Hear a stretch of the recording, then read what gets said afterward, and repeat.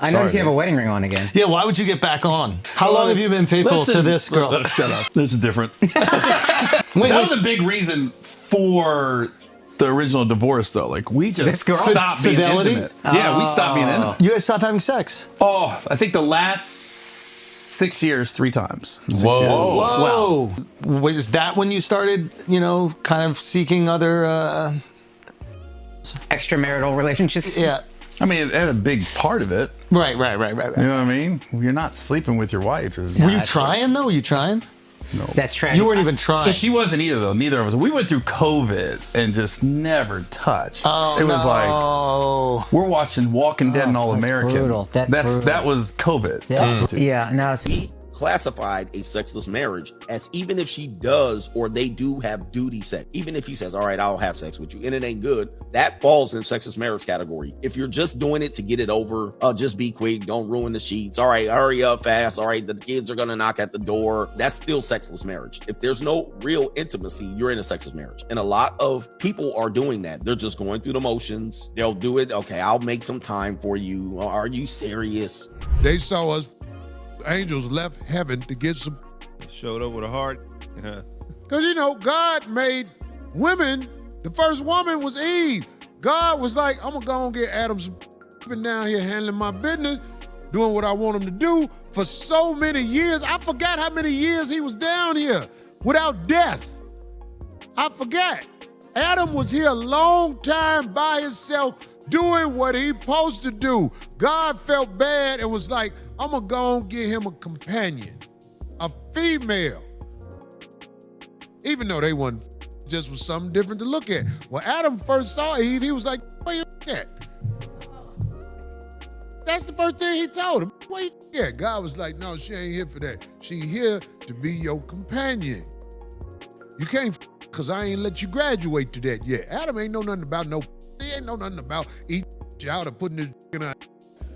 Oftentimes, men, let's say that our bodies are like banks and you got to make deposits in order to build up the money. Most men never make a deposit until they see their girl at the end of the day. They don't send the good morning text. They don't say, hey baby, how are you? I'm thinking about you. Yep. When your girl calls you to say, hey baby, can I tell you about my day? You're like, yeah, but then you're not really listening. And there's so many of these little things and opportunities that are missed where a woman even feels like she's ready to open up like a flower because now sex feels like an obligation because I want to make you happy instead of really feeling how I want to feel. Marriage also is work because a lot of women, what they're doing is you sleep with a man, you get money, or you hang out with him, you get money.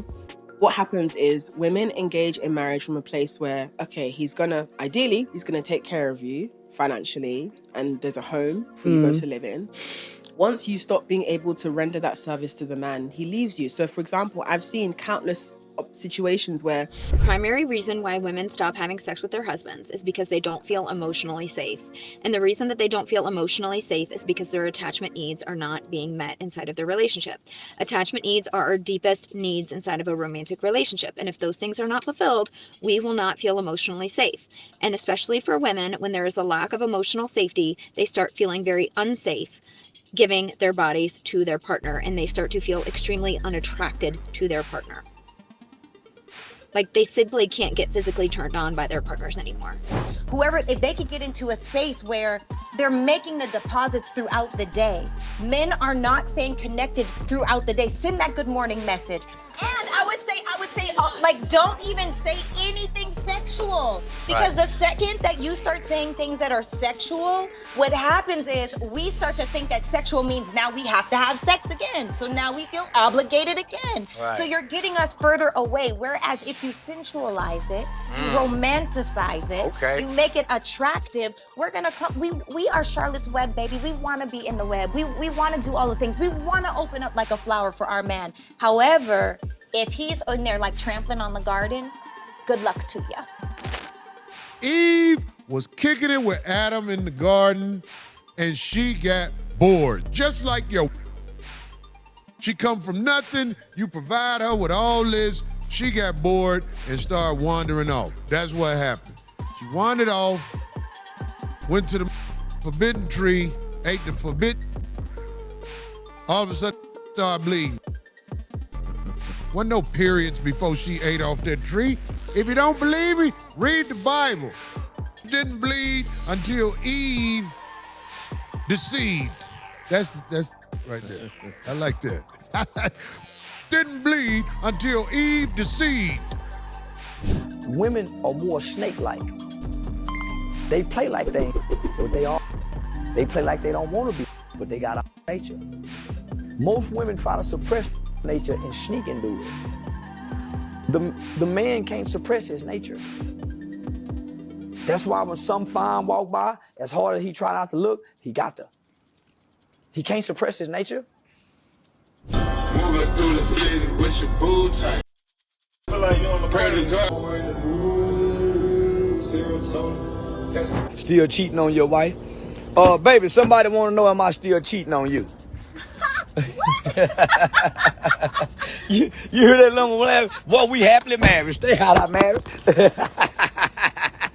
You hear my wife laugh like when I answer that question.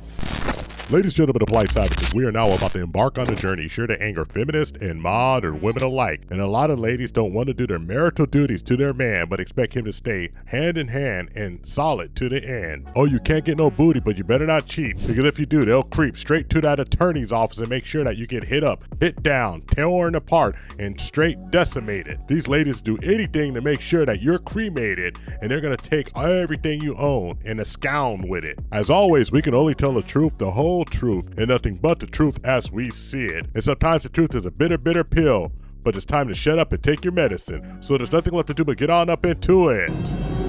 Are you ready? Let's go. A lot of times I try to avoid telling stories about people I know in the past, but this sequence of events reminds me of a good friend of mine who absolutely was married to a beautiful woman for over 10 years. And he got caught out there, got caught cheating in the mean streets. And when I asked him why, you have a beautiful wife and it seems like everything's going perfectly, he looked me dead in the eyes and said, I ain't had no action in the sheets for the past 3 years. What's a man to do? Well, in my opinion, a man's supposed to do what he did. Go out there and knock that booty down and get on in them streets because you couldn't get it where you live. For us and in my marriage, sex is a really important part of that. Is the person allowed to cheat if you're not giving them sex in a relationship? But finish that statement. Yes or no? I believe yes if there's a certain expectation that is required that you Yes, they're allowed to cheat if you're not getting sex. I think you have the right to tell somebody, listen, if that's not what we're doing, I have needs, so I'm going to do something And that's where else. you said communication. Communication. I think in my opinion, if you are married, you never have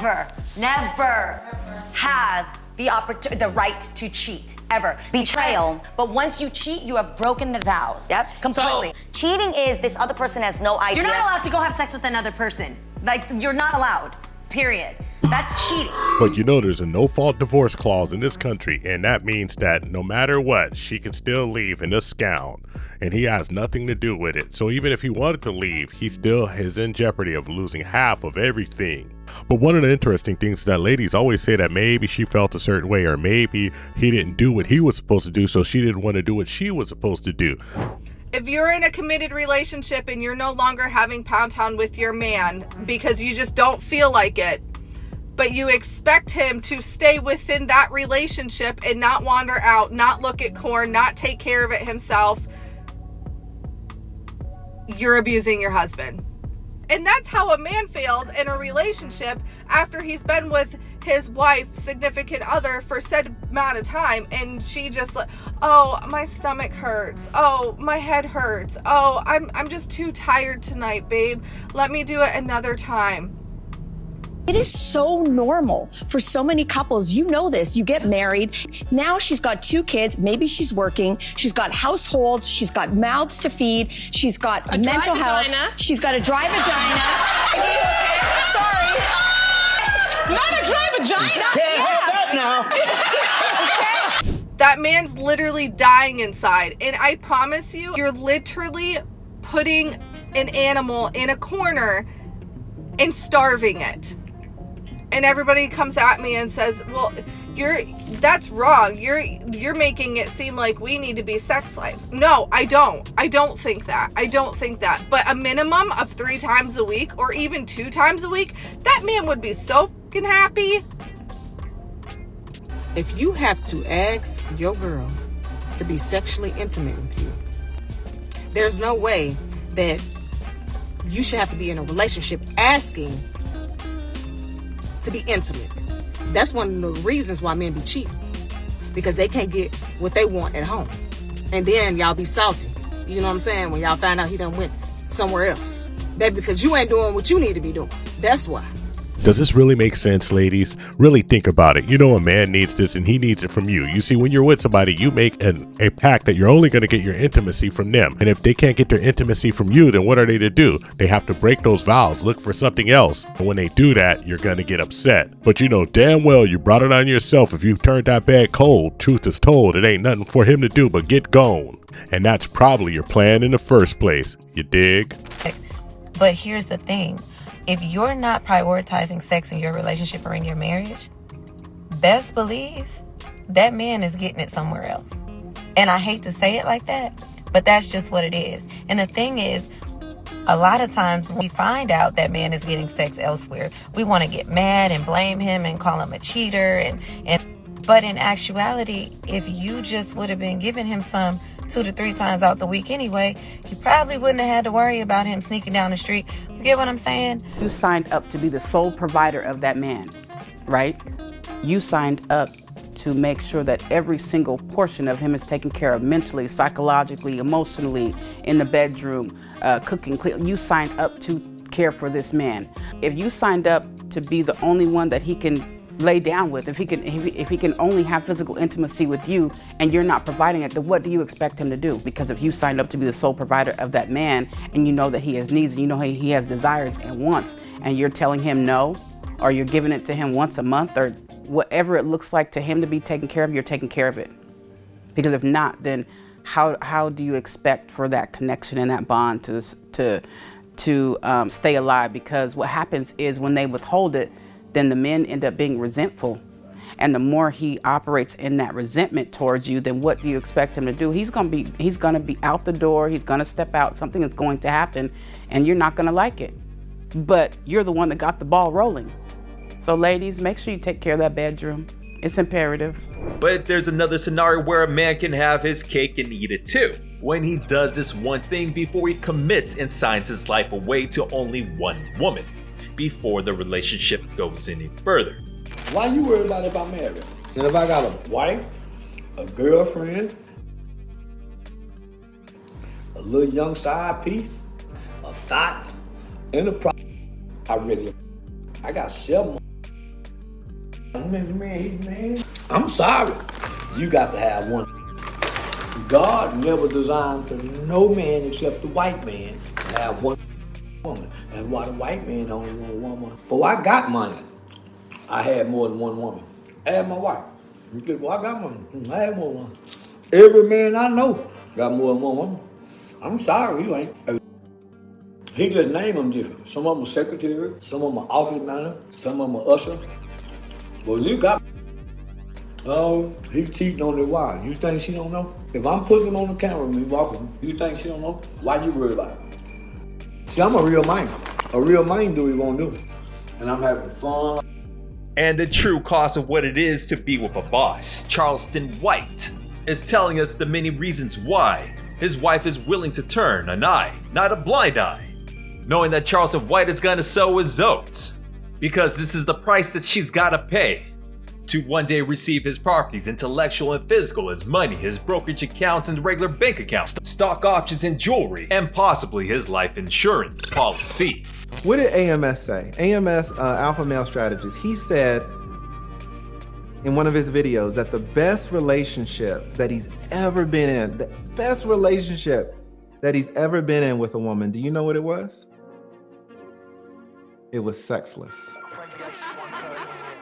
Really? The best relationship that he was ever in was sexless. Why was it sexless? It didn't start out sexless. It ended sexless, but because of him.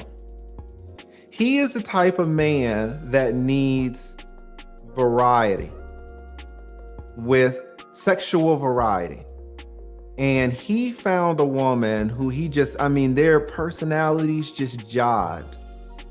But day after day, month after month, he found himself becoming less sexually desirous of this woman. Wasn't her fault. It's not like she got fat or anything. But just his personality, he needed variety. This is a man who is not cut out for a traditional marriage. But it means the institution of marriage is not fit for him. Some of y'all, college is not fit for some of y'all. Some of y'all, the military is not fit for some of y'all. Some of y'all, YouTube is not fit for some of y'all. Some of y'all, having kids is not fit for some of y'all. Some of y'all, marriage is not fit. But you don't know that. You don't know your personality. You just think, I love this girl. Look at her titties. I don't want the titties to go away. I'm going to marry her. 7 years later, she's cashing you out. Your shit's ruined. You should have never got married in the first place. No man asks himself, am I fit for the institution of marriage? That is a question that men do not ask themselves. He needs to have that conversation, letting know that woman what he expects once they take the next step. Whether or not he's a high value man, he already has to have it in his plans, the intentions, to let the woman know that for him to be faithful, not him from smashing other broads, but faithful in the terms of where he's dedicating all his resources, provision, and protection. Coming home by his wife's side, where he lays in their bed with his head on the pillow at night. And I think that when you get married, you make vows that Yes. you won't cheat. So I think that if you want to continue to exercise your options, then what's the point of being married? No, you make vows. It doesn't say you won't cheat. It says for better, for worse, rich or poor, sickness and health, to death do you part. No part of the marital vows says you can't cheat. It's implied that you'll be bound as one in the covenant before God. Have you read the vows? Yeah. Okay, where in the vows does it say you won't cheat? It doesn't say that like. Thank you. Thank you. Because in the Bible, are you a Christian? Yes. Solomon, David, Abraham, it's all throughout the Bible, baby girl. The Bible is the worst place to come talking about monogamy. The Roman Church, the Roman Catholic Church, and the Eastern and the English Catholic Church. Why did it even exist? Henry VIII wanted to divorce his wife, Anne Boleyn, so he could have some sons. We are the most Christian, not knowing Christian folks, ma'am. Come on, it's not. Come on. What is the commandment of man on this planet? To be fruitful and what? Multiply. But there we go. So how do you get 7 billion people on the planet? Through monogamy. You don't. I think that they should be fruitful and multiply with their wives.